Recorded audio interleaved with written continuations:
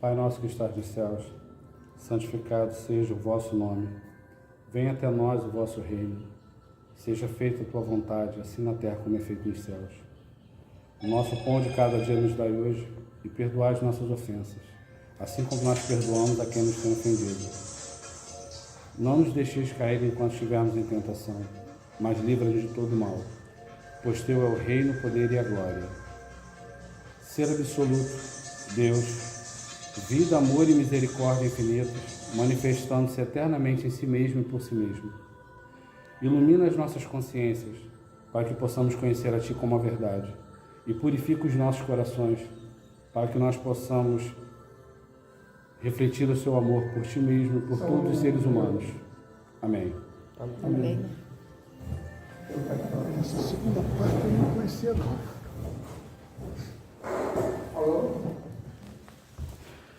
Dentro do esoterismo cristão, todos os trabalhos que vão ser feitos sempre começam com a abertura dessa oração, que é o Pai Nosso.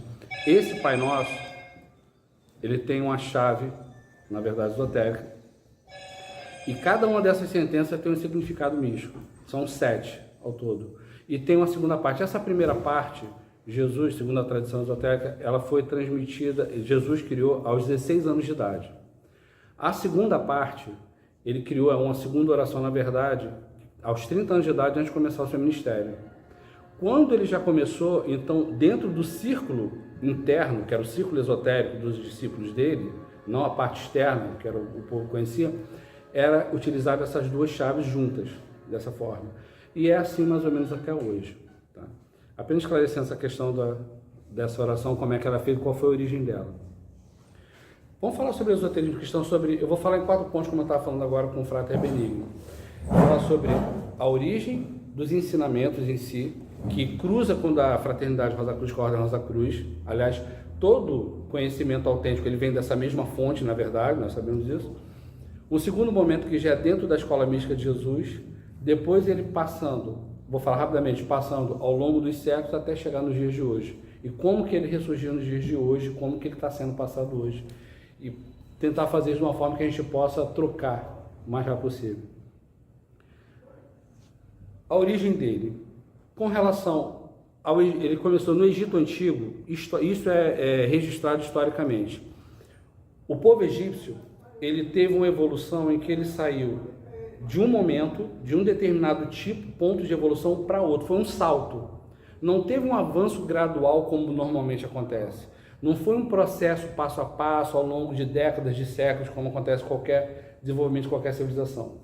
Ele simplesmente estava em um ponto em que as construções eram feitas com tijolos de barro simples, casas simples, e no momento seguinte já era a construção das pirâmides feita com pedras de sácara de 2, 3, 5 toneladas.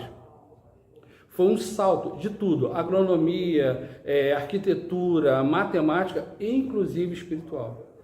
O que a tradição esotérica diz? Assim como dentro aqui da Ordem Rosa Cruz, outros caminhos espirituais de uma forma geral, os ensinamentos deles são passados como? Oralmente, ao longo das décadas, mas também muito desse conhecimento ele é pego pelos mestres, pelos iniciados mais elevados da fraternidade, eles captam diretamente do plano espiritual, do plano psíquico e trazem para o plano material. Eles visitam os registros acásicos e trazem determinada parte desse conhecimento.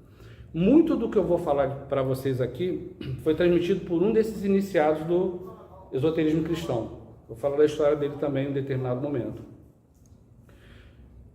Quando teve esse salto, o que aconteceu? De acordo com a tradição esotérica, os mestres da tradição esotérica, ele transmite isso dentro do esoterismo cristão. Foi exatamente o momento em que a Atlântida, ela tinha determinadas colônias em diferentes povos. Em um determinado ponto do Egito, quando já fundou, foi decidido não ser mais uma colônia, mas eles tentaram fazer do Egito Antigo uma segunda Atlântida. Não só de desenvolvimento material, mas também trazer a religião atlântica para dentro da religião, que era uma religião esotérica, para dentro da religião egípcia. Então, como foi isso? Foi nesse momento que teve esse salto de conhecimento no Egito Antigo. E Eles preservaram a essência, que aliás é muito comum dentro da tradição da Fraternidade Branca. Ele preserva aquele grupo ali, o aspecto externo daquela religião, daquele conhecimento, e introduz a essência esotérica dentro dele. O que foi entregue aos egípcios naquela época? Um símbolo que ele surgiu na Lemúria, foi entregue aos Atlantes também, e eles também transmitiram, chamado símbolo da vida. O que era o símbolo da vida? É um conjunto é um desenho, um símbolo, que na verdade ele é um conjunto de vários elementos, e ali é um pantáculo, como é muito usado no martinismo. O que é um pantáculo? É um símbolo que ele congrega todo um conjunto de conhecimento nele em si. Entendeu? Eu vou encontrar ele daqui a pouco e mostro para vocês como ele é hoje em dia. Esse conhecimento, quando que surgiu essa questão, a tradição no nosso mundo, na nossa sociedade, dos reis ter aquela questão de sangue? Foi exatamente mais ou menos nessa época do Egito. Por quê? Porque o início dos faraós está relacionado com esse contato dos Atlantes. Os Atlantes eles tinham essa ideia que nós chamamos hoje de DNA. Então eles já sabiam que dentro do sangue era transmitido determinadas cargas, que era toda a essência do povo. Então todos os faraós, isso era muito necessário, principalmente por causa disso, porque o sangue deles era de origem atlântica. Esse conhecimento também foi passado, esse conjunto da religião atlântica, que era um conjunto, uma religião mística. Então ele congregava. Quem conhecia o símbolo da vida, os mistérios dele, quem conhecesse ele, soubesse aplicar na prática, ele conseguia lembrar de todas as encarnações passadas, conseguia fazer contato com determinados seres espirituais, que hoje em dia são chamados de arcanjos e anjos, e conseguiria colocar outras formas de consciência que não são muito evoluídas também sob seu domínio, que o que a Ordem Rosa Cruz hoje em dia chama de formas de pensamento negativas. Ele também conseguiria subjugar. Quem tinha esse conhecimento era o faraó e os hierofantes do Antigo Egito, mas esses hierofantes também não eram todos, eram basicamente aqueles que eram também da família real. Um desses iniciados que pegou esse conhecimento foi o primeiro a tirar de dentro dali, desse local fechado, hermético, e trazer para o mundo, foi um filho adotivo, o filho adotivo da filha do faraó, ou seja, ele era o neto adotivo do faraó. Então ele foi criado como príncipe do Egito. A princípio ele não teria acesso a esse conhecimento, muito avançado, mas como ele tinha uma aptidão espiritual já era um ser espiritualmente muito avançado, o faraó permitiu que ele tivesse esse conhecimento. A história de Moisés, ela tem aspectos reais junto com alguns aspectos simbólicos dentro dele. Aliás, normalmente a tradição esotérica é passada dessa forma, em todas as escolas, inclusive dentro do rosacrucianismo. Existem aspectos reais e se coloca dentro um aspecto mítico ou simbólico para passar determinados conhecimentos e marcar determinadas passagens. Por exemplo, na história de Moisés é dito que ele, quando ele saiu do Egito, ele matou um egípcio, né? Mas ele não matou fisicamente no egípcio, aquilo ali é simbólico. Ele matou o egípcio que existia dentro dele, para fazer surgir um novo povo, por ordem divina, que ele era enviado da Grande Fraternidade Branca. Então ele ia fazer o quê? Ele ia exatamente transmitir esse conhecimento e dar um impulso a um novo povo que precisava, que tinha um futuro promissor. Como que o Moisés fez isso? Ele pegou esse símbolo, que ele era junto com poucos que conheciam a forma prática de utilizar isso, que é o conhecimento mais avançado que tinha das escolas de mistério da antiga Atlântida. Ele ele tinha cores, ele retirou esse aspecto de cores, manteve o desenho e ele tirou os símbolos de hieróglifos egípcios e colocou letras hebraicas. Na história da Cabala, é dito que a árvore cabalística, ela surge no século XIV e no século XV. Mas, como eu falei, isso aí foi passado, sendo visto direto dos registros acásicos por um dos iniciados do esoterismo cristão. Um dos mestres, na verdade. Então, na verdade, essa origem dele já é mais antiga. E foi ali que deu origem à Cabala. Então, desse símbolo egípcio que tinha origem atlântica, que surgiu essa árvore cabalística. Dando um salto, indo para 1500 anos depois aproximadamente, na época de Akenaton. Akenaton, todo mundo conhece muito bem a história dele aqui, era um faraó místico, e a esposa dele também conhecia esses mistérios. E ele tinha um sobrinho também na família real chamado Coraton. Coraton também era um hierofante da religião egípcia e ele tinha acesso ao conhecimento. Então eles faziam uma prática, quem é que já passou do 4º grau vai entender mais ou menos o que eu estou falando. Eles tinham uma prática dentro da religião egípcia chamada Kekal. O que é o Kekal? É o famosas palavras de poder. É um conjunto de palavras, essas palavras são do idioma atlântico, em que você vai entoar ela de forma murmurada, concentrado, com determinado tipo de concentração, e ele vai produzir um determinado efeito. Ou um efeito no seu eu interior, no seu aspecto energético, no seu corpo psíquico, ou até mesmo no ambiente, ou nos dois, dependendo do que você queira. Então, os faraós, quando iam fazer o processo de adoração, eles se concentravam no símbolo da vida e utilizavam esse Kekal. Em um determinado momento, quando o faraó Akhenaton estava utilizando, murmurando o Kekal, a esposa dele, Nefertiti, estava junto com ele,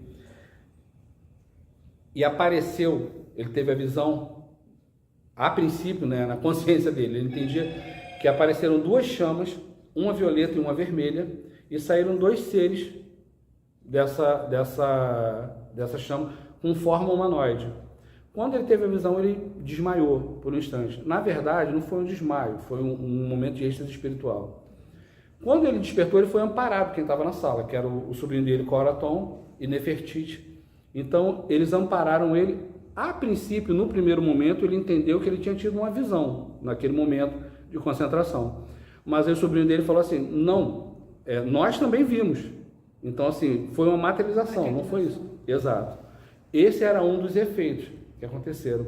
Desse momento que aconteceu o processo dele, que ele mudou o nome dele, não só o nome dele, mas de todo mundo da família dele. Isso aí eu nem sei se na história é contado. Ele mudou o nome dele, a rainha mudou o nome dela e a família dele toda. Coraton, na verdade, ele chamava Coramon.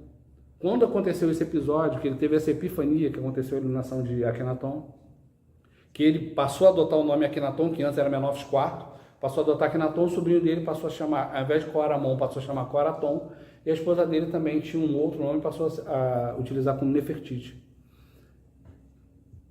Eu falei a questão do Akhenaton, nessa época do Egito, só para identificar aonde que começa o caminho que vai desembocar dentro da época de Jesus Cristo. Disso ele fez uma cidade, essa cidade toda era devotada à adoração do Deus Sol, eles utilizavam inclusive o símbolo da vida, a família passou a ensinar isso também para outros hierofantes fora da família real que quisessem conhecer o mistério do símbolo da vida e inclusive aberto a classes, aos grupos de escravos. Isso aí era revolucionário na época. Quem eram esses grupos de escravos? Eram remanescentes hebreus que não foram embora do Egito. Eram descendentes dos escravos antigos. E quem que eram esses hebreus remanescentes? Eram aqueles que mais tarde iriam ser chamados de essênios. Então eles adquiriram todo esse conhecimento, eles praticavam também. Com a queda de Akhenaton, antes da queda de Akhenaton, muito antes, num processo de uma espécie de complô, o sobrinho dele, Coraton, foi assassinado. Em 2 horas, eles mataram ele esfaqueado em uma outra cidade e queimaram o corpo dele em um processo de menos de 2 horas, muito rápido. Ao longo do tempo, ele foi definhando, o Akhenaton, ele faleceu e acabou. Houve uma ruptura com relação à hereditariedade atlante nesse momento. O sobrinho dele, que recebeu, né, que assumiu o lugar dele, também chegou a 28 anos de idade, fez a passagem, ele morreu, foi assassinado na verdade. E aí quebrou. Coincidentemente ou não, foi nesse momento que gradativamente a civilização atlântica foi tendo um declínio até chegar ao fim dela. O início foi aí, de pouco em pouco. Quando houve o fim, né, a morte de Akhenaton, a cidade que ele construiu também foi toda destruída. Os egípcios que moravam lá voltaram às suas cidades antigas e esses hebreus, alguns foram para outra cidade do Egito, permaneceram no Egito, mas de uma forma geral eles foram migrando até chegarem à Palestina e ficaram em diferentes povos. E se tornaram, foram conhecidos como essênios. E os essênios, eles mantiveram ainda, ao longo de 1000 e tantos anos ainda, essa tradição do símbolo da vida e esse conhecimento esotérico todo enorme. São Tomás de Aquino, né? Ele sempre falou, o que nós chamamos hoje de religião cristã já existia antes do Cristo, desde o início dos tempos, só que se chamava por outro nome. Então, tudo isso que eu expliquei para vocês agora, a origem do conhecimento, não a origem do cristianismo, mas a origem do conhecimento esotérico cristão, é corroborando exatamente com isso que ele falou, explicando o que é essa passagenzinha que ele disse. É exatamente isso. Ela vem desde a origem dos tempos. E não só o esoterismo cristão, mas, na verdade, todos os caminhos da grande fraternidade branca, todos os caminhos esotéricos autênticos, eles vêm dessa mesma fonte. Alguns com diferenças, né, alguns detalhes, mas a essência, a fonte de onde ele veio, todos eles é a mesma. Ou é alguma bifurcação desse mesmo tronco. São um caminho que às vezes se divide e se tornam dois. É muito comum isso acontecer na tradição da fraternidade branca.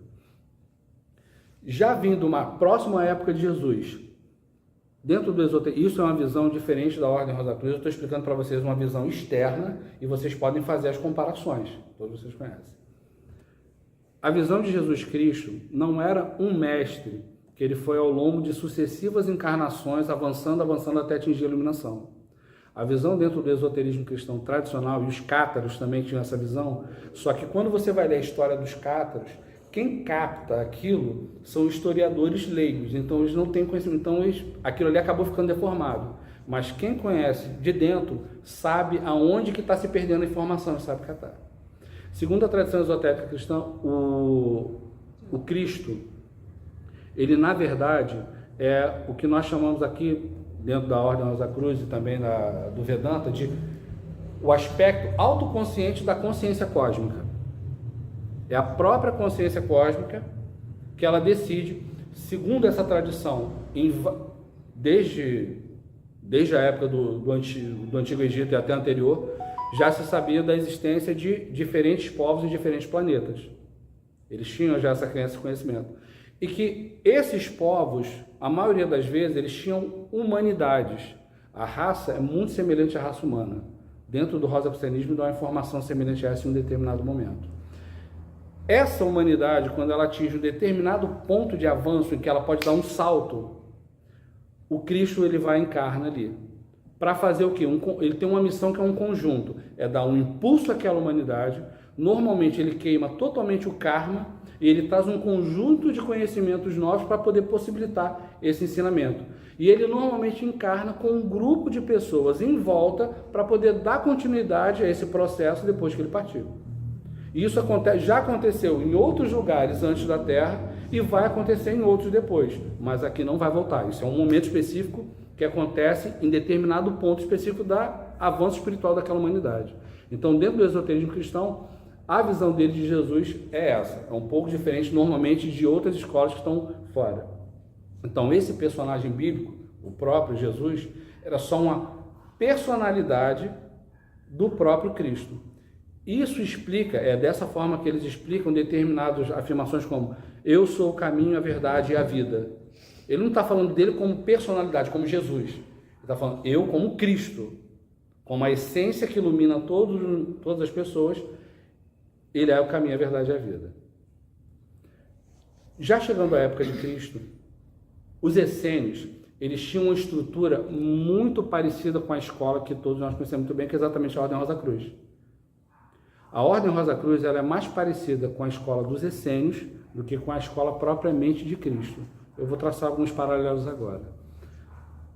Não vou falar sobre a história de Cristo exatamente, porque senão a gente vai ficar 10 horas aqui. Mas só fazendo os paralelos.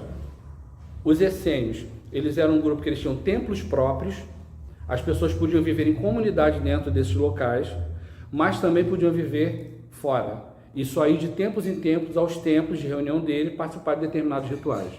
Esses rituais, eles tinham o de se banhar ritualisticamente, eles utilizavam sempre roupas brancas para participar desses rituais, que era tradição desde a época do Egito Antigo, e eles tinham os hábitos dele, a forma o templo deles, o templo essênio, era praticamente uma réplica dos templos Rosa Cruz. Os rituais são muito semelhantes, inclusive eles tinham uma oficial que era uma virgem chamada Columba, dentro dos templos deles. A escola mística de Jesus, apesar dele ser essênio, a escola mística de Jesus, a escola esotérica que ele tinha, ela funcionava de uma forma muito diferente. Para começar, não existiam templos. Muito obrigado, senhora. Não existiam templos. Eles se reuniam normalmente nas casas dos membros da fraternidade de Jesus. Alguns momentos eles utilizavam emprestado templos dos essênios, em outros momentos, inclusive sinagogas judaicas, porque tinham membros da equipe da escola de Jesus que eram judeus, e eles também utilizavam, muitas vezes, alguma sinagoga, eles ensinavam aonde fosse. Aqueles eventos da Bíblia que narra Jesus falando em praça, em local mais aberto, isso eram reuniões do círculo externo. Qualquer pessoa podia assistir uma palestra dessa, um conjunto de ensinamento que era transmitido. Mas a relação ao círculo interno, que era já dos iniciados, essas reuniões normalmente eram feitas dentro da casa. Por isso que tem tanta passagem na Bíblia que fala que Jesus está se encontrando com um determinado grupo de discípulos na casa de alguém. Essas reuniões não eram reuniões sociais, eram reuniões para transmissão de conhecimento.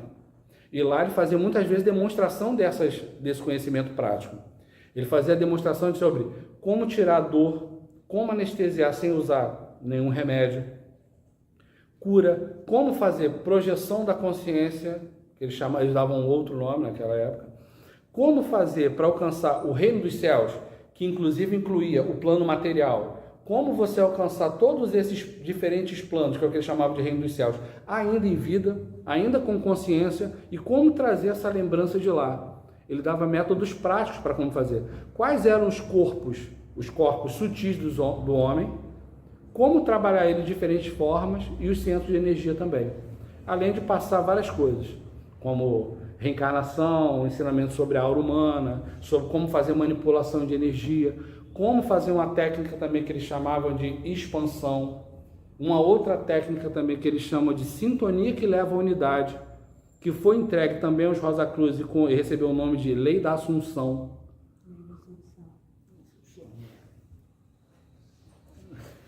Isso é parte da herança que foi deixada, que eu vou falar daqui a alguns minutos, da herança deixada dentro do rosacrucianismo, por exemplo.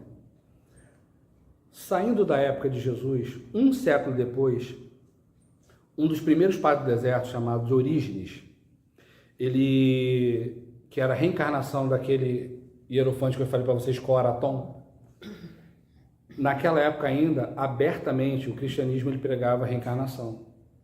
Ele pegou esse símbolo da vida, que ele tinha contato com os essênios, e ele transformou o símbolo da vida. Ele fez algo parecido com o que Moisés fez, mas só que ele não só alterou, ele não tirou, ele fez inclusive o contrário, ele acrescentou. O que é que ele fez? Ele tirou determinados hieróglifos, ele colocou símbolos cristãos, porque entendeu que aqueles símbolos tinham a capacidade de botar em conexão mais alta ainda com o símbolo do Egito. Isso era baseado dentro dos ensinamentos que Jesus passou para a escola esotérica dele. Aliás, a escola esotérica de Jesus tinha 3 círculos. Era o círculo externo, que era público, qualquer pessoa podia participar. O círculo interno dos iniciados. E tinha um círculo mais interno, que era o círculo íntimo. Esse eram os iniciados mais avançados da fraternidade, que eram aqueles que iam dar continuidade aos ensinamentos dele. Os artesãos. Exatamente. Mais ou menos isso. Que eram não só os 12, mas também todo um grupo que cada um desses 12 tinha para poder dar continuidade. Eles conseguiam realizar de forma prática o ensinamento de Jesus, materializar, vamos dizer assim. Ele transformou esse símbolo da vida, acrescentou determinados, e ele tirou determinadas coisas, como por exemplo a capacidade de subjugar essas consciências menos elevadas, que na Bíblia é descrita como demônios, que são conjuntos de forma de pensamento negativa. Por quê? Porque ele entendeu que isso era muito malévolo. Agora, voltando um pouquinho no tempo, por que ele fez isso? Por exemplo, Moisés ficou com medo, ele ficou com receio, tendo a capacidade de clarividência desenvolvida, ele achou que ele não ia conseguir conduzir os hebreus até a Terra Santa. E realmente levou 40 anos para chegar lá. E ele ficou com medo real de não conseguir isso. Então ele decidiu pegar um atalho errôneo e perigoso. Ele subjugou uma dessas consciências menos elevadas, um conjunto, na verdade, coletiva, e foi aí, uma das pragas do Egito foi isso, aquela que manda matar todos os primogênitos. Aquilo, na verdade, não foi ordem de um anjo, nem ordem de cima. Foi ele, pela cabeça dele, que decidiu fazer dessa forma, menos elevada. E o que é porque, até porque... influência Então, assim, Deus jamais iria mandar matar um conjunto de... Deus de amor jamais ia mandar matar um monte de primogênitos. E matou, inclusive, conta no esoterismo cristão, que não foi só os filhos dos homens. Todos os animais, inclusive, o primogênito, todos os animais morreram naquele dia. Tem, na Bíblia tá assim também. Tá nos animais? Tá, Eu não lembrava. animais também. Então, melhor, corrobora. Então, isso não deveria ter sido feito dessa forma.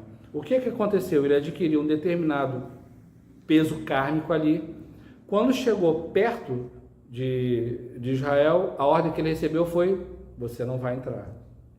Você não vai entrar para você pagar aquilo que foi feito lá. Para evitar esse tipo de coisa e para evitar que a evolução humana fosse indo e voltando, então esse conhecimento para fazer isso foi bloqueado ali, naquele símbolo. Então, mas ele permitia entrar em contato, quando no Egito Antigo, ele permitia você entrar com 3 formas ou 4 de consciências arcangélicas, 4 tipos de arcanjos que eles chamavam, eles davam outro nome no Egito Antigo. Na Índia eles chamavam de Devas. Quando Orígenes fez isso, ele permitiu quem acessasse conseguir entrar em contato com todas as formas de arcanjo. Isso aí que Papos queria fazer, né, Martinez? Era isso que ele queria fazer, que o mestre Filipe de Lyon sabia fazer, mas ele não conseguiu chegar a contento. Mas foi exatamente o que Orígenes fez nesse símbolo secreto. Orígenes, por causa dos inimigos que ele tinha dentro da própria igreja, ele foi capturado, foi torturado, quase morreu. Ele só não foi assassinado para não virar Marte. Então, quando ele saiu dali, ele sabia que ele não ia viver muito tempo. O que ele fez? Ele viajou até o Chipre, e no Chipre, naquela época, todos os habitantes do Chipre eram essênios. Ele transmitiu esse novo conhecimento do símbolo da vida. Ele sabia que tinha que deixar lá, porque ele também sabia das próximas etapas que iam acontecer na evolução da humanidade. E essa transformação que ele fez, ele também transmitiu aos essênios de Israel, dando o salto já para a época dos Cavaleiros Templários. Na época dos Cavaleiros Templários, eles compraram a ilha de Chipre do rei Ricardo Coração de Leão. O Chipre, a gente fala ilha, mas na verdade o Chipre é um país, né? Então eles eram imensamente ricos e compraram simplesmente um país na época dos Templários. E uma das missões dos Templários era ser o banco de informações da tradição esotérica. Então eles pegaram vários tipos de conhecimento para evitar a perseguição, para evitar que muitos caminhos deixassem de existir. Eles guardaram esse conhecimento dentro deles. E eles adquiriram esse conhecimento do símbolo da vida nessa época. Eles receberam diretamente dos essênios que viviam no Chipre, e ainda viveram ainda mais alguns séculos depois, deixaram de existir. Com o final dos Cavaleiros Templários, foi o primeiro momento em que esse símbolo se perdeu. O que aconteceu com o fim da época dos Cavaleiros Templários e dos Cátaros também, numa época relativamente próxima? Eles também tinham esse conhecimento e se perdeu. Esse conhecimento mais elevado, o símbolo em si, ele foi perdido. Os Cavaleiros Templários, o principal, vivia na França, eles foram todos capturados na mesma noite e torturados e executados, mais ou menos no período. Mas existiam vários cavaleiros espalhados. Só que esses cavaleiros espalhados por vários outros países do mundo, eles não eram do conselho. Eles eram até iniciados, mas não eram os mais altos iniciados. Então os conhecimentos mais elevados eles não tinham acesso. Eles tinham acesso ao conhecimento esotérico, mas não no nível mais alto. Então o símbolo da vida em si ficou perdido. Mas eles levaram para outras fraternidades vários outros conhecimentos que eles acumularam. Inclusive, parte da história do rosacrucianismo, daquela viagem do Christian Rosenkreuz, na verdade que é alemão, que ele pega de diferentes lugares conhecimento, isso aí já é herança já dos Templários, porque é isso que os Templários fizeram. Eles pegaram a essência do conhecimento do islamismo, pegou um pouquinho de cada pouquinho não, eles pegaram na verdade tudo, de todos os caminhos, na integralidade, o esoterismo do islamismo, o esoterismo cristão direto com os essênios, eles pegaram outra forma do Oriente, né, dos iogues e vários outros caminhos também, dos druidas. Os druidas ainda faziam os rituais dele na época dos Templários, protegidos pelos Templários em volta, ainda permaneceram com isso. Quando acabou, então esse conhecimento ficou disperso. O que aconteceu com o esoterismo cristão nessa época? Exatamente, ele ficou fragmentado. Um determinado grupo, determinada fraternidade ficou com um pedaço, outra parte do conhecimento ficou em outra fraternidade, e essa parte mais elevada simplesmente ficou perdida.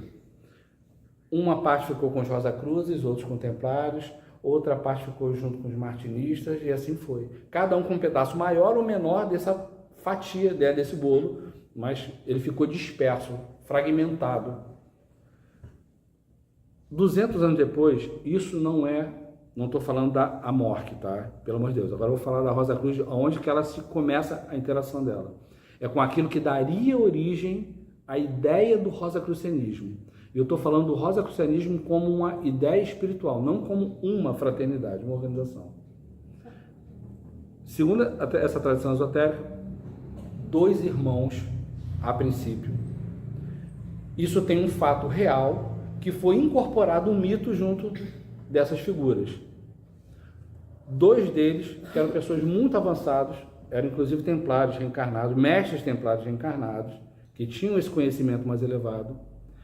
Eles tinham comunicação direta com o plano espiritual, com os mestres da fraternidade branca desse plano, do esoterismo cristão especificamente, e eles trouxeram boa parte desse conhecimento para formar aquilo que era o início da Ordem Rosa Cruz, que viria a ser depois a Ordem Rosa Cruz. Esses 2 irmãos não eram irmãos de sangue, tá? Eram irmãos de jornada, espirituais. Um deles foi o que recebeu o nome mítico de Christian Rosenkreuz, e o outro era um irmão que só tinha uma letra só, em um ponto, que ninguém sabe o nome real dele, e nem do Christian Rosenkreuz, que é só um título. Eles trouxeram parte desse conhecimento diretamente do plano espiritual. Só que em um determinado ponto, houve uma divergência dentro da formação da fraternidade, tanto que outros que fizeram a formação, eles se separaram e deram origem a diferentes ramos do rosacrucianismo. Por isso que hoje em dia a gente ainda vê diferentes grupos Rosa Cruz. Se você vê, por exemplo, a Amorque, como a nossa escola aqui, ela tem uma determinada linha, uma determinada forma de passar. Ela é muito conhecimento, tem muito de ciência, tem muito assim, detalhadamente as coisas passadas. Tem outras que você vê que ela já... Tem outra que ela já tem um aspecto mais... Ela parece um pouco mais com religião do que... Ela parece mais uma religião mística.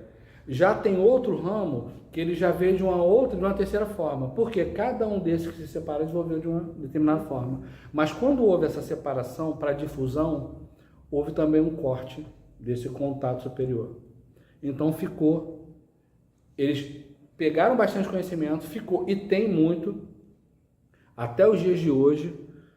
Tenho conhecimento de outras fraternidades Rosa Cruz, já tive contato e até estudei, mas eu acho que dentro realmente da Amorque, você consegue ver isso de uma forma muito mais nítida, você não vê em nenhuma das outras, de verdade. É a minha opinião pessoal, tá? Só, estou diminuindo ninguém não.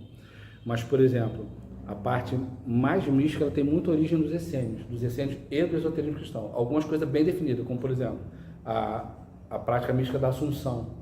Outra prática que vem do esoterismo cristão é aquela prática de você visualizar cada parte do seu corpo. Relaxamento. Isso. Aí que tá. Aquilo não é um relaxamento só.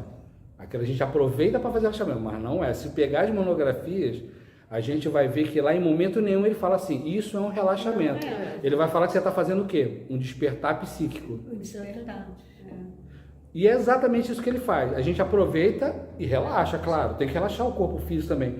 Mas quando você se concentra em cada parte do corpo, na época Jesus chamava de éter. Nós chamamos hoje em dia aqui, mais comumente, mais consciência, né? nous. Você ativa nous.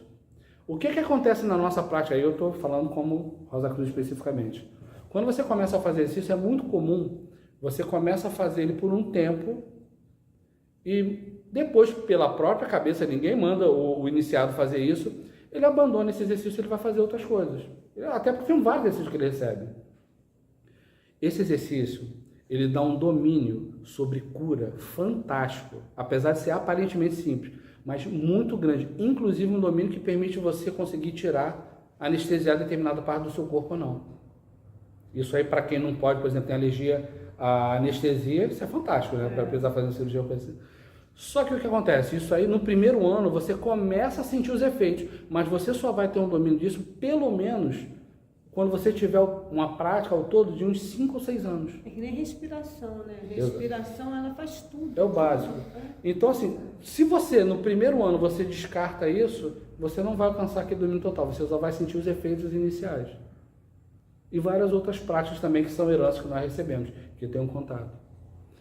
Quando aconteceu, então, mais uma vez ficou disperso após esse período de 1500 que era a origem da semente do que viria a se tornar a Rosa Cruz depois.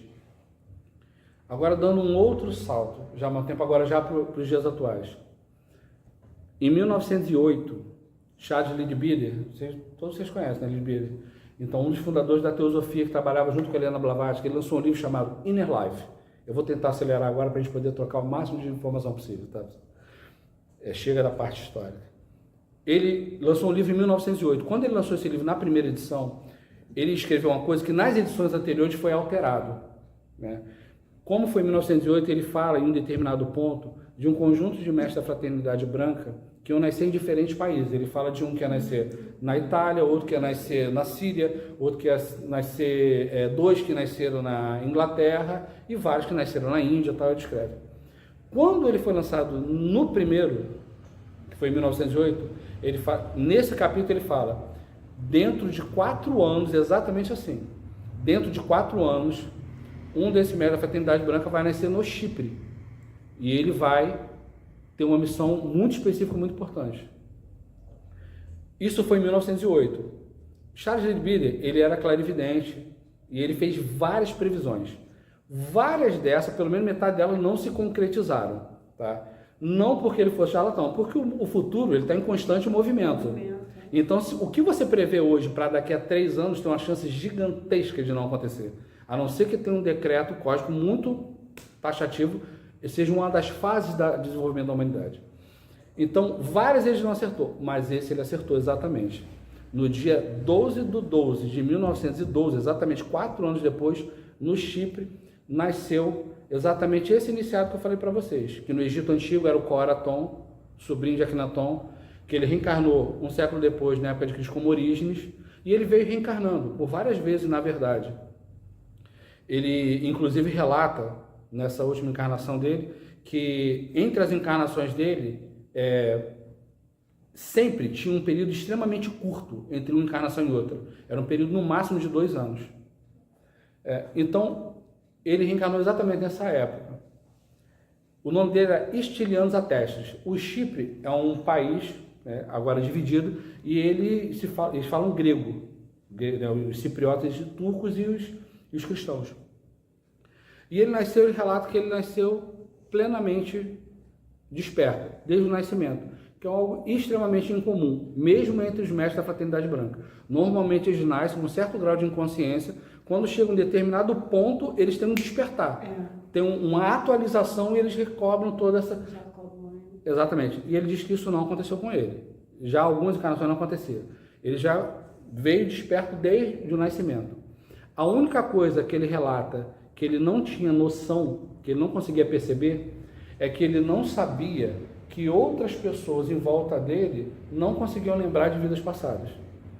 Então, assim, ele lembrava, recordava de todas as encarnações dele, e ele achava que todas as pessoas em volta dele, os pais dele, os coleguinhas dele de escola tal, lembravam disso. E isso não acontecia, né? Ele aprendeu depois, através de alguns episódios até engraçados. Imagino. Quando tinha 3 anos de idade, Stilianos Atestes, a gente normalmente chama ele de Dáskalos. Dáskalos é uma palavra grega que significa professor, que era como ele era conhecido. Aos 3 anos de idade, ele conversava com o pai sobre o nascimento dele. O pai achou aquilo engraçadinho e falou, então, o que você lembra? Ele estava esperando para ver o que inventar. Aí ele percebeu que tinha alguma coisa diferente, porque o menino relatou para ele que dentro da sala, eventos que ele não tinha ainda, aconteceu, que ele não tinha nascido ainda. Ele nasceu, por exemplo, no Chipre de 1912, não existia energia elétrica, não existia telefone, não existia carro, já existia no mundo, mas lá não existia ainda. Então, quando a mãe dele entrou em trabalho de parto, o pai dele era oficial da Marinha do Chipre. Ele pegou uma carroça, ele tinha estábulo ainda, pegou e foi embora. Ele rasgou o bolso do casaco dele, que era uma noite chuvosa, quando ele foi buscar o médico para fazer o parto. E ele nem lembrava disso. Então o filho relatou isso, que ele foi, pegou e que ele rasgou. E depois, quando ele trouxe o médico, e veio outras pessoas também, né, para prestar assessoria, que o parto era feito em casa, ele narrou a conversa que acontecia entre os presentes na sala ao lado. E ele não tinha nascido ainda. Então, logo depois ele nasceu, e durante o nascimento ele também narrou os fatos, logo em seguida do nascimento. Então, o pai não entendia o que era aquilo. Mas no Chipre de 1912, que era ultra religioso, aquilo ali era perigoso mesmo. Era perigoso, perseguição mesmo. Então, a única coisa, apesar de não entender o que era, a única coisa que ele fez, que ele sabia que era verdade, mas não entendia o que era. Ele pediu para o filho, pelo amor de Deus, não comentar aquilo com ninguém. Se ele quisesse falar sobre aquilo, falar só com ele, com o pai, ou falar com a mãe, mas dentro de casa. Ele não fala isso. Mas isso não adiantou muito por muito tempo. Quando chegou a hora de ir para a escola, já com uns 5 anos de idade mais ou menos, aconteceu um evento que um garoto cortou profundamente o joelho. O garoto cortou o joelho, então ele ficou um tumulto, ele se aproximou, botou 2 mãos em cima, se concentrou e pediu para trazer água. Aí trouxeram água, quando lavaram não tinha mais a ferida, nem tinha marca, não tinha mais nada. E ele teve que explicar o que era aquilo. A sorte é que o médico que normalmente atendia na escola nesses eventos era primo dele, era da família. Então ele abafou isso aí na época do chifre. Então ele abafou, não, isso é normal, isso acontece. E aproximadamente 2 anos depois, foi quando começou o trabalho dele, com 7 anos de idade, começou o trabalho dele dentro do cristianismo esotérico. Ele simplesmente veio para uma aula, o professor perguntou se ele tinha feito um trabalho de matemática. E ele falou ao professor que ele não fez e não sabia fazer. O professor falou, não tem problema, vai até o quadro, você faz até onde você conseguir, quando você não conseguir, a gente vai explicando para você e você vai aprender fazendo. Tudo bem. Ele pegou o giz, foi até o quadro e fez o dever inteiro, terminou. Quando terminou, o professor perguntou, mas você não falou que você não sabia fazer? Você não falou que você não conhecia? Ele falou, não, eu não fiz. Quem me ajudou foi o meu colega. Eu falei, que colega te ajudou? Foi o pai Domínico. O pai Domínico era um mestre no plano espiritual que sempre ele via que era o fundador da Ordem dos Dominicanos. Então foi o pai Domínico. O professor não aceitou aquilo, naquela cultura daquela época, e acho que nem hoje aceitaria, achou que era brincadeira e mandou ele para a sala do diretor. O diretor, ele achou aquilo estranho, mas chamou a atenção dele porque o diretor da escola, ele era estudante de espiritualismo, mas ele fazia de forma secreta, de forma velada. Então ele fez uma sequência de, é isso, então eu vou te fazer umas perguntas, então você me responde, o seu colega invisível vai te falar e você vai me responder. Ele foi fazendo pergunta, as perguntas eram respondidas. Então chegou um ponto que ele entendeu que assim, não tinha como criança de 7 anos saber aquilo tudo, porque ele perguntou sobre história muito antiga, ele perguntou em latim. Então ele pediu para voltar no dia seguinte, na sala dele, na escola. Quando ele voltou, o Dascalos voltou, na sala, aí já tinha um conjunto de colegas já do diretor da escola, que eram professores universitários, e que participavam de estudos espiritualistas junto com ele. Então eles eram muito próximos. Então ele ficou a tarde toda passando por essa sabatina ali, não assistiu aula. E perguntaram sobre latim, sobre grego antigo, que é diferente do grego falado hoje em dia, sobre questões matemáticas, sobre questões de história, sobre questões de filosofia. E tudo foi respondido. Então eles entenderam que realmente era verdade, que tinha realmente outra inteligência transmitida desse conhecimento. O diretor da escola, junto com esses colegas, eles perguntaram se ele poderia passar questões sobre o mundo espiritual e sobre espiritualidade para eles, desse colega dele do plano invisível. E ele falou que ele poderia, mas teria problema com relação ao pai dele. O que o diretor da escola? O diretor da escola falou para o pai que iria dar aulas para ele na sala, né, na casa dele. Então, uma vez por semana, o pai levava o filho, que era o Dascalos, até a casa do diretor e lá tinha um grupo, mas na verdade ele não estava indo aprender, ele estava indo ensinar. Sim, uhum. Exato. Então, como que ele fazia isso? Ele entrava num processo de sintonia, que é parecido com a Assunção, mas plenamente consciente, mesmo com 7 anos de idade, e tudo que era perguntado ali já era transmitido. Mas essas questões já de cunho mais esotérico, mais elevado, aí ele já era, quem acompanhava ele era um outro mestre do plano espiritual, que era conhecido como, ele não esoterismo cristão, eles chamam os mestres espirituais de pais, porque eles entendem que o mestre espiritual é como se fosse um pai, para aquelas pessoas que estão abaixo da égide dele, porque ele protege, ensina e dá amor, que é o que um pai deve fazer. Então ele chamava de pai Yohanan. Quem era Yohanan? O mestre Yohanan era o espírito de João Evangelista, que ele já conhecia desde a época de Jesus, e vinha continuamente em contato apenas no plano espiritual, mas tinha esse contato direto sempre. Então, tudo que eles perguntavam era transmitido direto ao pai Yohanan, ele via, e transmitir esse conhecimento. Não era espiritismo, era outra forma. Tem um aluno do Dascalos, que é conhecido meu, e é ele que me transmite o esoterismo cristão, e uma vez eu perguntei para ele assim, cara, quando você lê sobre essas narrativas, no primeiro momento me deu a entender, parecia alguma coisa semelhante ao espiritismo, a incorporação. Ele falou, não, isso aí são técnicas totalmente diferentes e eu vou te explicar ao longo do tempo. Mas comparando para você, a técnica de incorporação do espiritismo é como comparar com sintonia, com esse tipo de sintonia, seria como você comparar andar patins com você andar numa nave espacial. São duas coisas de realidade totalmente diferentes. A primeira coisa que eu já te digo é que esse processo de sintonia, ele é plenamente consciente. A pessoa está totalmente consciente de tudo que está acontecendo, enquanto que o outro, às vezes, acontece um certo grau de inconsciência. Então, tem vários... tudo bem. Ao longo então, nesse grupo, quando passou 1, 2, 3 semanas, a partir da 4ª semana, Yohanan, através do Dascalos, falou que se eles quisessem continuar com aquilo, com aquelas reuniões, poderia. Só que a partir desse momento, isso não poderia ser levado assim de uma forma leviana, como fosse só uma reunião de bate-papo. Que aquilo eles deveriam assumir um determinado compromisso com não só receber esse conhecimento, mas botar em prática. Então ele transmitiu uma coisa chamada as 7 promessas, que não são juramentos, porque no esoterismo cristão eles entendem que juramento, se você quebra, ele te dá uma dívida kármica. Então é muito sério. Então eles fazem uma promessa que você faz a você mesmo. Basicamente são promessas de você seguir o caminho da luz e você se dedicar a auxiliar ao próximo. Isso tem muito a ver com o cristianismo esotérico. Todos eles assumiram o compromisso, E dali por diante, o Dascalos virou 70 anos, ele morreu aos 84 anos, ele morreu em 1995. Ele ficou esses 70 anos curando, fazendo várias curas que são registradas assim, milagrosamente. Tem a história de um garoto que ele tinha poliomielite na perna 12 centímetros maior do que a outra. Ele tirou a bota do garoto, aí ele massageou, puxou, e o garoto simplesmente saiu com a perna, as duas do mesmo tamanho. A perna que era 12 centímetros menor ficou do tamanho da outra.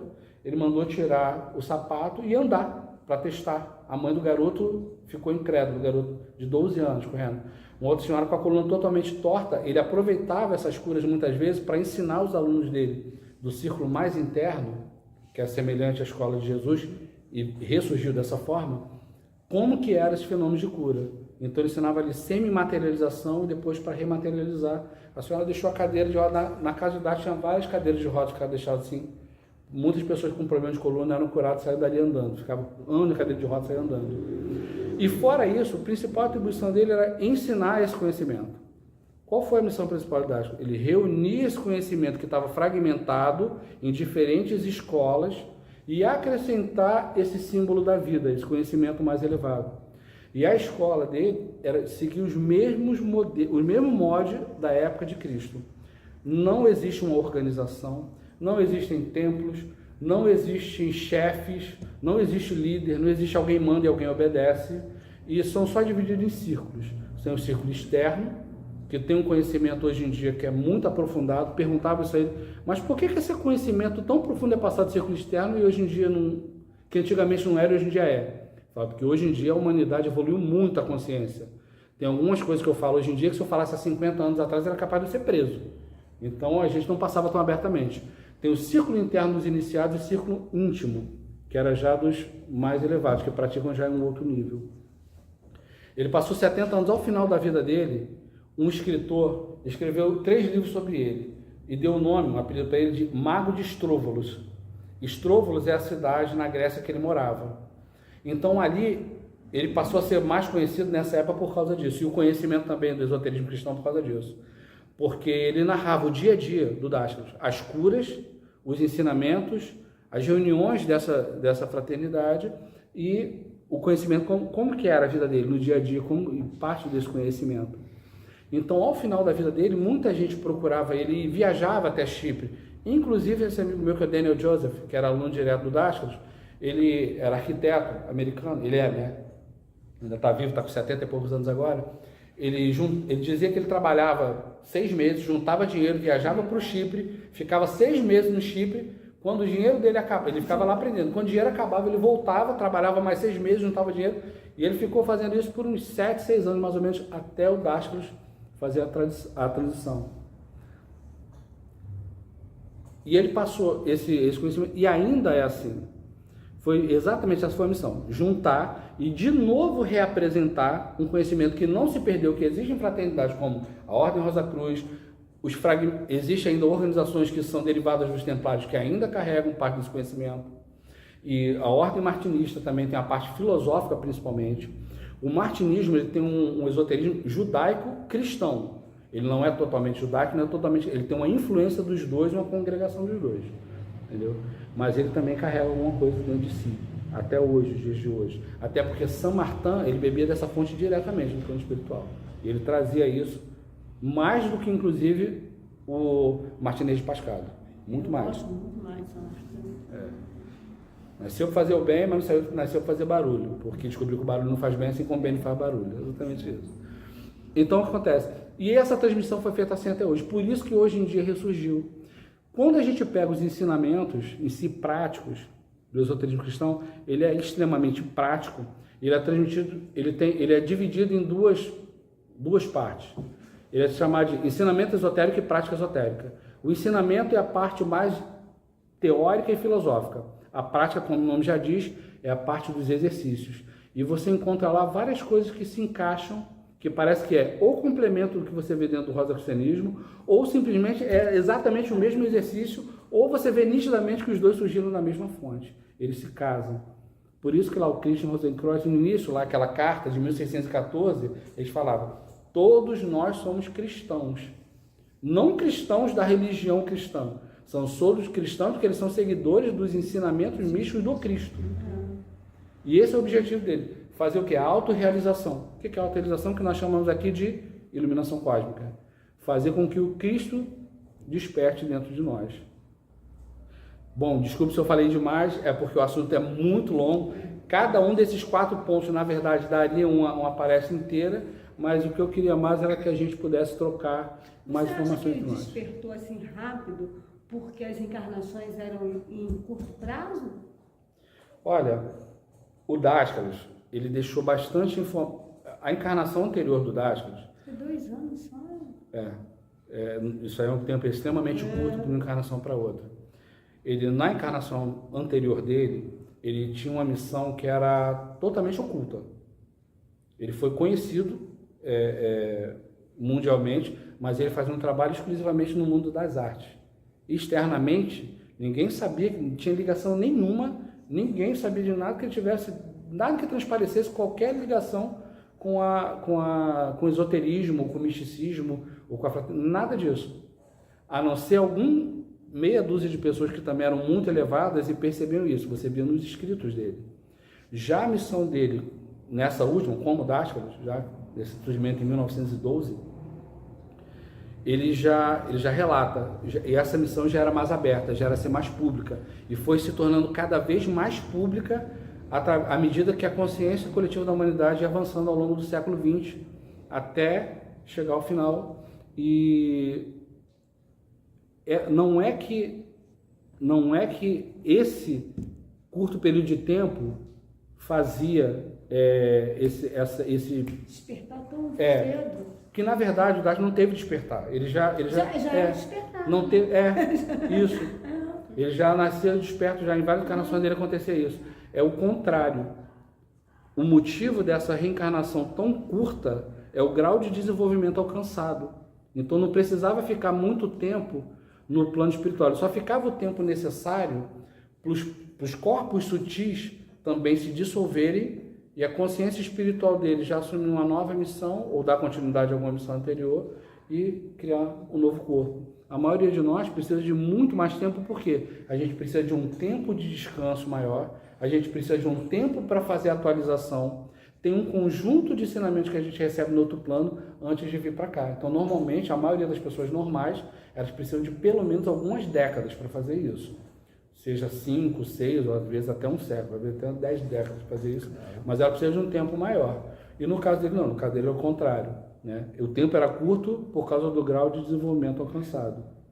E ele relata nas reuniões dele do círculo íntimo, coisas que eram dessas encarnações. Esse escritor que eu falei para vocês que narrou a vida dele, né, que escreveu o convívio com ele escreveu 3 livros. Ao final do 3º livro, ele cortou relações com esse escritor, porque teve um momento que ele não atendeu os pedidos e revelou mais do que deveria. Porque essas reencarnações dele, por exemplo, ele falava sobre isso dentro do círculo íntimo, encarnações passadas, de outras vidas. Então, e de onde que ele tirou o conhecimento, ou como eles faziam para acessar. E isso foi revelado assim de forma muito abertamente para tudo. Mas foi mais nesse sentido. Alguma outra dúvida? Alguém quer trocar, fazer um comentário? Muito conhecimento. Muita coisa. Deixa eu mostrar para vocês o símbolo da vida, como que ele é hoje em dia. Vamos ver.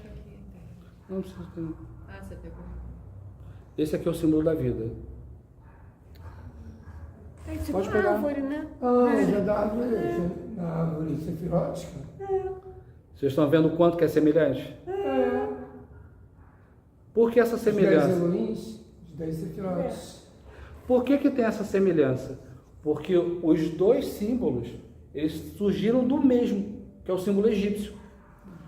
Moisés, ele tirou as cores, ele tirou ali tem muito, ainda tem alguns hieróglifos ainda. Ele tirou os hieróglifos egípcios e botou as letras hebraicas e deu nomes hebraicos a essas forças, as inteligências.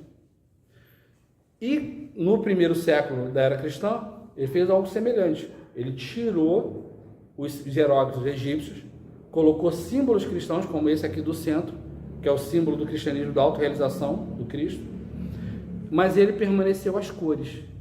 Cada cor em cada um desses caminhos aqui significa uma coisa diferente, mas tem similaridade. Por exemplo, os caminhos. O caminho da descida, que é o caminho do raio, que tem o símbolo do raio, inclusive, aqui na lateral. O outro caminho da subida reta, que é esse caminho aqui do meio, que os hindus é simplesmente o caminho da Kundalini.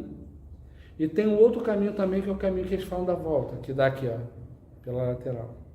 Que ele vai fazendo tipo uma elipse, né? Subir uma espiral.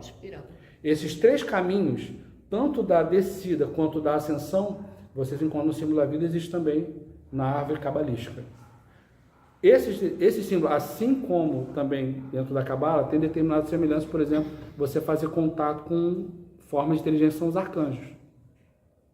Dentro das ordens esotéricas, de uma forma geral, não só na Ordem Rosa Cruz, tá? Isso aí eu estou falando assim, de uma forma geral. Toda escola de pensamento, toda escola espiritual, ela tem um ethos, ela tem uma personalidade coletiva, ela tem uma forma de ver o mundo. Então, dentro das escolas esotéricas, normalmente, o que você ouve sobre as leis do universo, sobre os planos de consciência, quem que domina, quem que governa isso? O que se fala normalmente? São os mestres cósmicos. E tá certo. Só é necessário você ampliar o que é o seu entendimento de mestre cósmico. E é também dito, nos planos mais altos da maioria dessas escolas esotéricas, que esses mestres cósmicos eles são auxiliados pelas hostes celestes. O que são as hostes celestes exatamente? Anjos e arcanjos. Exato. Mestre cósmico. Algo semelhante a gente vê aqui, na nossa realidade brasileira, o kardecismo, o espiritismo, que é bem específico do Brasil. E onde ficam os arquétipos aí? Já vou chegar lá. Eles falam muito sobre o quê? Espíritos de luz. Os espíritos de luz que conduzem várias coisas, inclusive essas leis da natureza, tal. As ordens esotéricas falam dos mestres cósmicos, eles falam dos espíritos de luz. A mesma coisa eu digo, você só precisa, para ter uma ideia exata, você só precisa ampliar o seu entendimento do que é um espírito de luz. Voltando para o nosso lado, mestre cósmico. O que é um mestre? A palavra mestre significa 2 coisas. Um professor, alguém que ensina, ou alguém que domina alguma arte, seja ela qual for. Ou também, uma terceira vertente, os 2. Alguém que domina muito a arte e ensina. Os arcanjos, enquanto o ser humano não atinge a autorrealização, eles são seres superiores ao ser humano.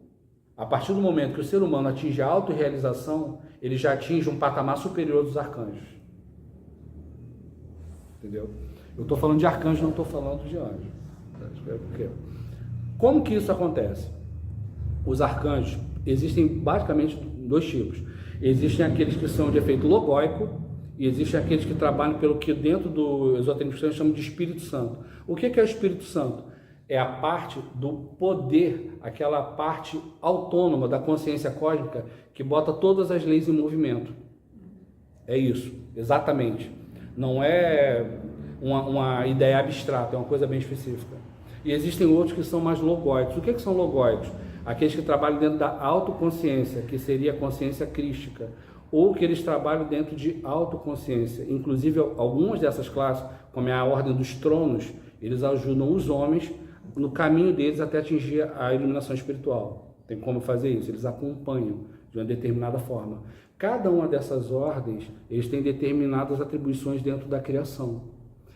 Mestres cósmicos, homens, que esse é normalmente o conceito de mestre cósmico, homens que depois de sucessivas encarnações atingiram a iluminação e abandonam o plano físico e podem assumir determinados trabalhos no mundo espiritual, eles têm a liberdade que os arcanjos não têm. Ele tem a liberdade de assumir qualquer um desses diferentes trabalhos. Os arcanjos não têm essa liberdade. Eles não conseguem. Eles, não todos, alguns até têm um determinado grau de liberdade, mas não é igual ao homem.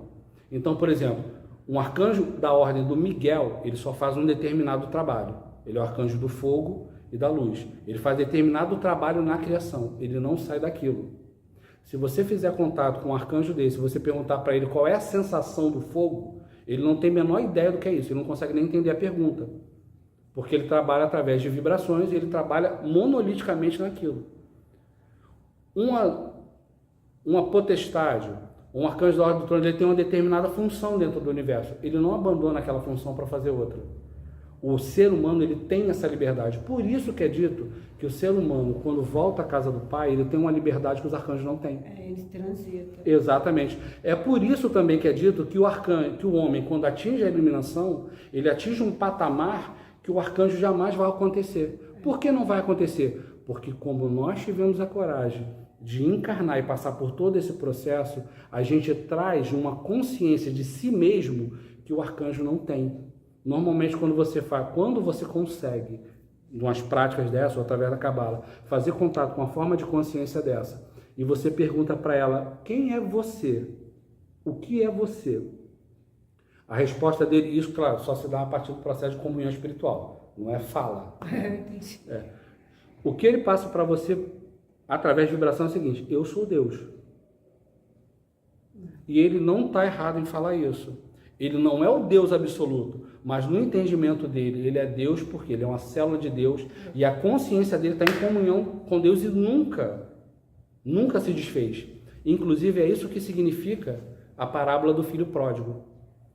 A parábola do filho pródigo é a essência do ensinamento do esoterismo cristão. Jesus ensinou o seguinte, que o caminho da iluminação não é a ideia semelhante a hindu, que você vai elevando sua consciência, elevando, ampliando, até atingir a consciência cósmica. Ele diz que não é isso. Que nós já temos a consciência cósmica dentro de nós. Então, esse processo não é uma ida, é uma volta. É reintegração. Exatamente, é um caminho de regeneração e reintegração. Quase tudo que ele está falando, acho que eu já escutei isso em algum lugar. Provavelmente. E quando você também não ouve, aí eu vou falar para você já um fenômeno que tem a ver com isso que você está falando. É muito comum você estar em determinadas reuniões e você ouvir alguma coisa assim e você falar, eu já ouvi isso em algum lugar. Isso tem a ver com essa parábola que eu falei agora. Mas se você puxar para a memória, muito provavelmente você não vai conseguir lembrar onde que você ouviu aquilo. Você não vai conseguir lembrar porque você nunca ouviu em lugar nenhum. Mas só que todo o conhecimento que existe, ele já está dentro dessa sua essência que a gente chama de mestre interior. Ele já sabe tudo. Essa é a parte da consciência cósmica que vive dentro da gente. Então, por isso você tem esse sentimento, fala assim, eu já conheço isso, porque você realmente conhece. É porque quando você ouve qualquer verdade fora de você, ela reverbera dentro, é como se essa parte dentro de você estivesse falando assim, no seu ouvido, né? Metaforicamente. É isso. Ele chama a atenção. Exatamente isso é a manifestação do mestre interior. Frate, não esqueci sua pergunta, eu vou responder. Não, tudo bem. Esses arquétipos, eles existem, eles dominam o que Platão chamava do reino das ideias. Em um determinado plano, tudo tem uma ideia-força, inclusive o homem. E essa ideia do homem é chamada de ideia do homem celestial. Quando que nós encarnamos? Quando nossa primeira encarnação, quando nós passamos por essa ideia. Um raio nosso, nós nunca nos separamos da divindade. Nunca. Isso nunca aconteceu. Qualquer ser que ele se separa da divindade, é impossível que ele simplesmente deixaria de existir. Então é um raio nosso, que é uma parte nossa ainda continua lá, ele passa por esse arquétipo, que é a ideia do homem, e ele vem descendo até atingir o quê? O corpo material, encarnar pela primeira vez e começar a jornada dele de retorno. Ele primeiro é uma ida, quando chega ao ponto de evolução que ele fala assim, não, tem alguma coisa errada, tem alguma coisa dentro de mim falando que o mundo não é só isso, tem mais do que isso. Não é só comer, não é só dormir, não é só beber, não é só fazer sexo, fazer filho e dormir, não, tem alguma coisa além disso. O que é esse momento específico da evolução de cada um? É um momento que na parábola do filho pródigo é dito que o filho estava vivendo entre os porcos na lama. O que é a lama? É a mistura desequilibrada de terra com água, o elemento do desejo com material. Em que ele não aguenta mais, ele fala, para mim chega, eu vou voltar para a casa do meu pai, porque na casa do meu pai, os servos, que são os arcanjos, eles se alimentam melhor do que eu. Eu vou voltar e vou pedir desculpa. Aliás, essa parábola é muito simbólica, tem muito conhecimento esotérico nela, apesar de ser pequena. Então, quando ele volta, o que acontece? O pai, quando vê ele se aproxima, mas ele dá um passo em direção ao pai e o pai dá 10 passos em direção a ele. O que isso significa? Isso é uma verdade espiritual. Quando você busca a verdade também vem até você. Você faz um esforço para conhecer a verdade, quando você vê, vários leques de informações vão abrindo para você. Parece que eles vêm até você. Então, isso significa você dar um passo em direção ao pai, o pai dá 10 em direção a você. E quando ele chega, ele pede para se tornar um servo, o pai simplesmente ignora isso, abraça ele, ou seja, ele busca a divindade envolve ele, manda dar sandálias a ele, ou seja, você vai ficar acima do plano material, você vai continuar aqui, mas acima daquilo, as coisas daqui não vão te afetar mais. Dá um manto lindo para ele, que é o quê? A aura branca do iluminado. Manda dar um anel, que é o símbolo do infinito, que é o domínio sobre as leis do universo. E ele fala para o filho mais velho assim, mata um bezerro e leva o filho até a casa dele, para dentro da tenda dele, para casa. O que é o levar o filho para dentro da casa? Levar o filho para dentro da consciência cósmica. O que é o novilho que foi morto para a ceia? É o despojar do corpo físico. Mas esse despojar do corpo físico quer dizer só que ele não precisa mais do corpo físico. Ele pode voltar quantas vezes quiser, mas ele não precisa mais.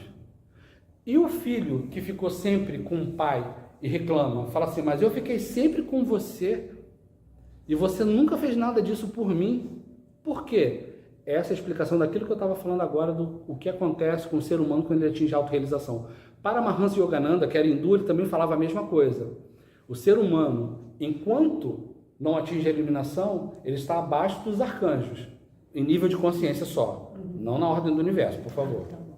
Então, o nível de consciência dele está abaixo do nível de consciência dos arcanjos.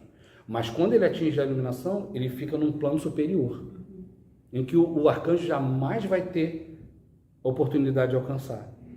Então, é isso que esse filho que nunca se separou dele, são as ordens dos arcanjos superiores que nunca se separam.